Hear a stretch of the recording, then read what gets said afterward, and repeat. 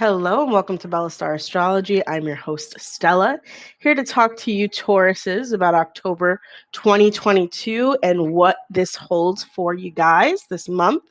The transits are all over the place. I mean, every single house is going to get activated this month. Whether we're talking about, Uranus retrograde, Pluto, every single planet, something's happening with almost every single planet. And there's going to be lots of triggers and lots of things going on and an eclipse. So probably going to give more in-depth with some of this today. So it might be a little bit longer than usual, but hopefully I'll be able to give you enough information to get you through this month. If you guys have any questions, let me know. And please remember to like and subscribe. But without further ado, let's hop right in, my Tauruses.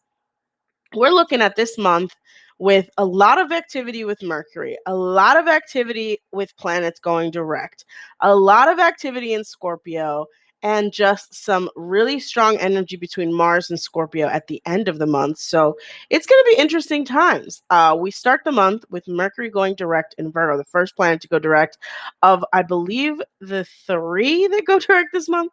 And it's going to be this release from all of that tension that Mercury retrograde had doing between the air sign of Libra and entering the earth sign of Virgo, really taking our ideas and the things that we're wanting to do and manifesting them.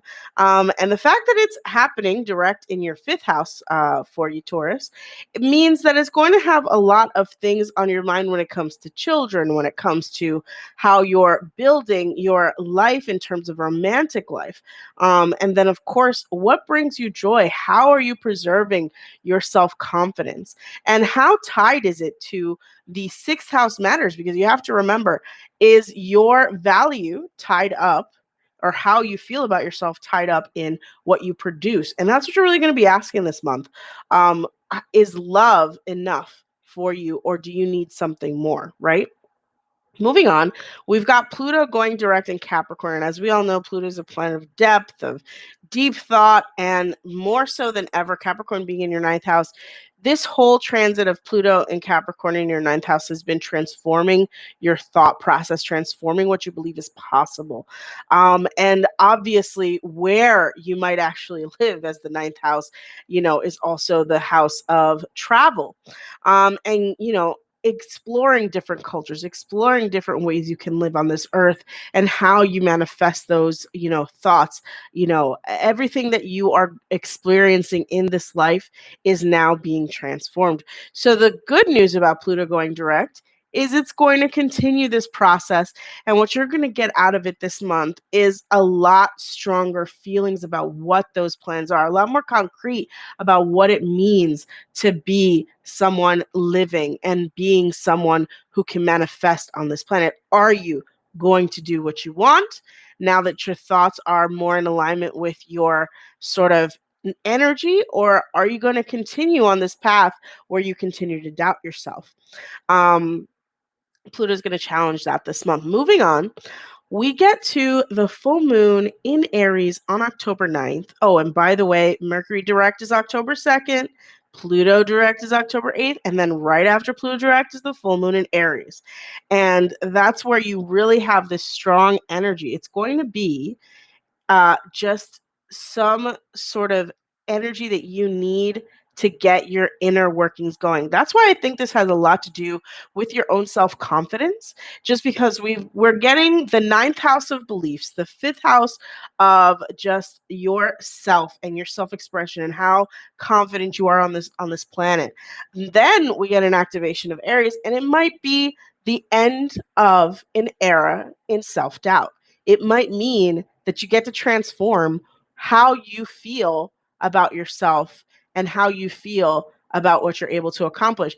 And then the fact that your 7th house is being activated means that, because Scorpio is your 7th house, it means that there's going to be a transformation in your love life thanks to this increase, hopefully, in your mindset about who you are, what you deserve, what your self-worth is about. And those planets begin more towards the end of the month. But as I continue, you got the full moon in Aries ending some sort of subconscious negative self-talk, probably something that you've been holding back within yourself, some thoughts or some feelings that you haven't really been exploring, and just bringing some closure to your life in terms of how you've been manifesting. Have you been doing what you want?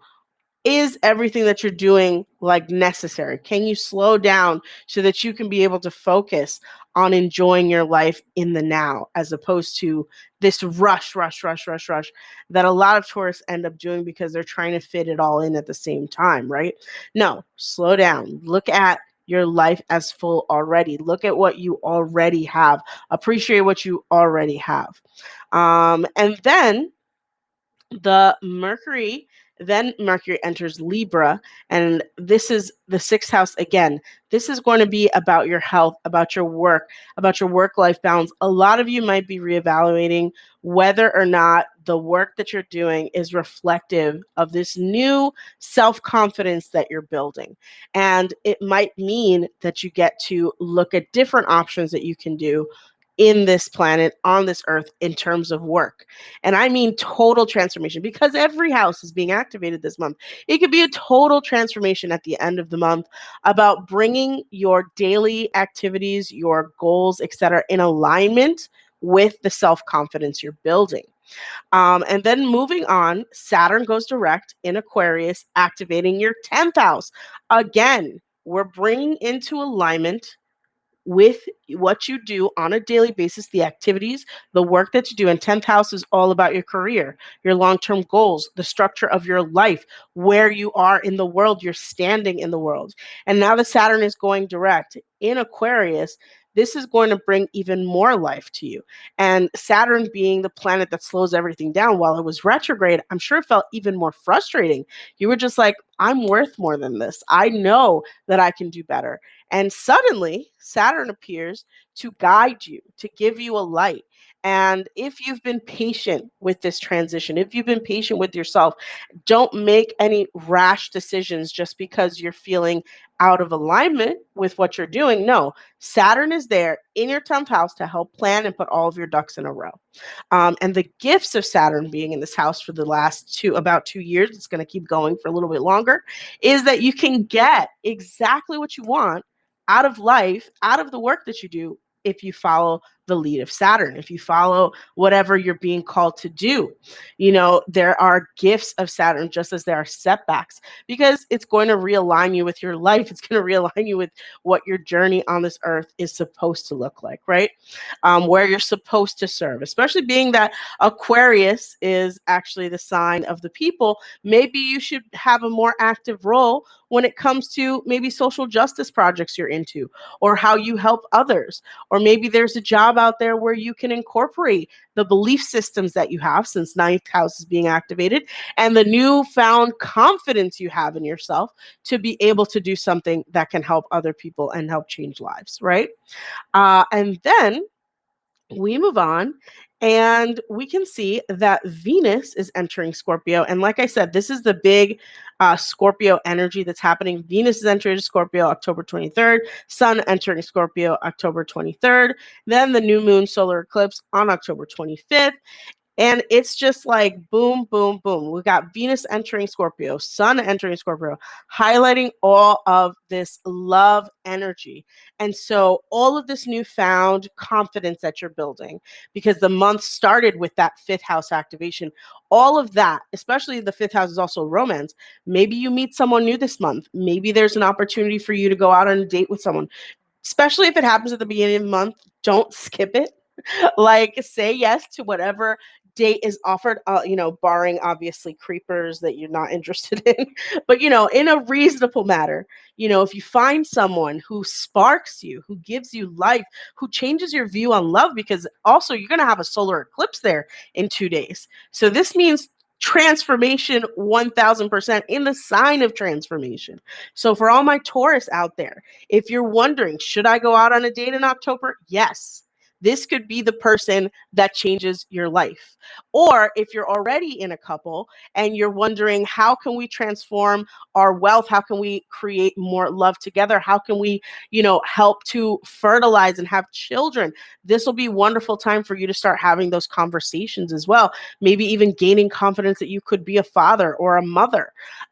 Seeing how this transformation in you can totally change the dynamic between you and your partner.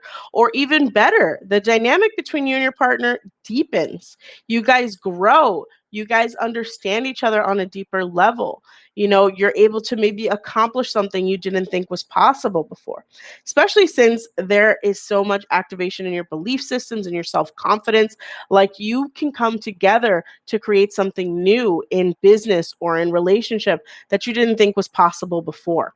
And Venus being there, like a total light on your love, like have romantic date, go out with your partner, see a good movie, cuddle with each other, find love with each other. So I'm very excited for you Taurus out there. It's going to be a very romantic month, if anything, right?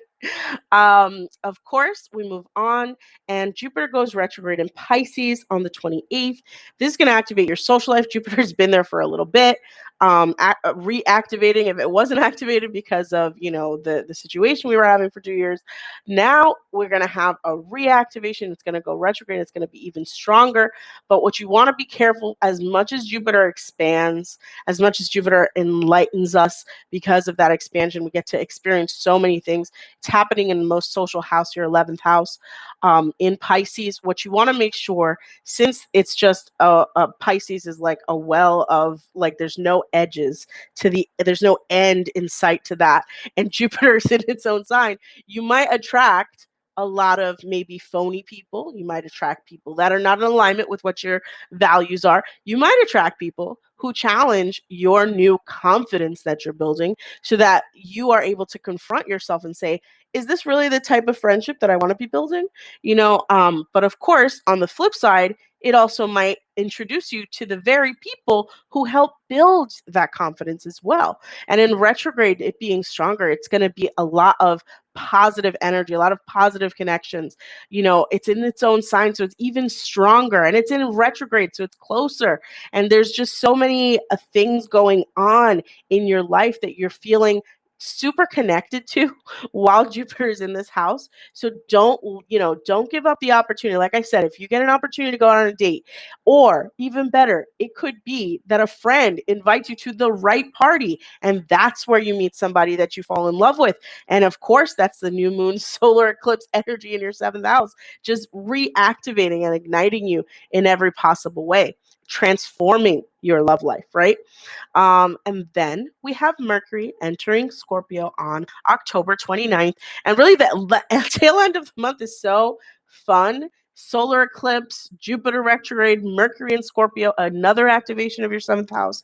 Love is on the brain, making sure that happens. And then that mutual reception that happens very end of the month, where Mars retrogrades in Gemini. So we're having Mars enter Gemini whilst Mercury is in Scorpio. It's just this wonderful energy communicating, even if they're not in opposing signs, they're activating each other because they're in their ruling signs, opposite of their ruling signs rather. And it's going to be a really fun energy to see how this person maybe even transforms the values you feel for life, right? Mercury's activating your 7th house of partnerships. Mars is activating the things that you spend money on, the things you find value in.